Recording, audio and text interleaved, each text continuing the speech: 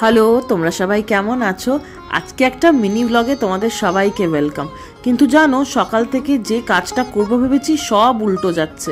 কোথাও যা ছুটিতে, কোথাও বা ম্যাটার রিচ হচ্ছে না। তাই ভীষণ খিদে পেয়েছে আর চলে এসেছি জিকে 2-তে।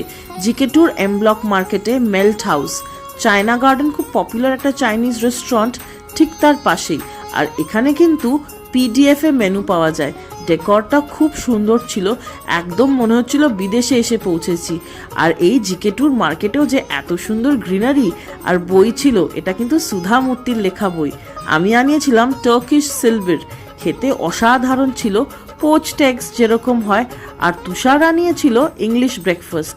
ওর থেকে আমি ব্ল্যাক কফিটা একদম কেড়ে নিয়ে নিলাম, তার কারণ ব্ল্যাক কফি হচ্ছে আমাদের মতো রাত জাগা মানুষের ড্রাগ। এটা ছাড়া সারা দিন চলবেই না। আর ইংলিশ ব্রেকফাস্টের কিন্তু প্যানকেকটা ইয়াম ছিল। আর পোচড এগস তো সবসময়ই ভালো হয়।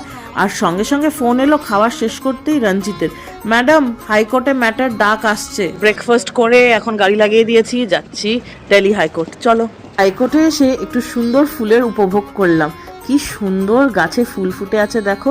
আর এই যে আমার লিটিগেশন লাইফের হিরো মিস্টার রঞ্জিত সিং, ওকে ছাড়া আমি অন্ধ।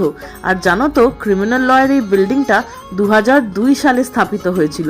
2002 সালটা আমার জীবনেও একটা খুব ইম্পর্ট্যান্ট বছর।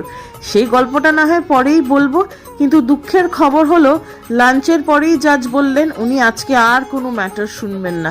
কি আর করা যাবে, আরেকটা ডেট নিয়ে এবার চললাম বাড়ি। ভীষণ গরম পড়েছে। বাই।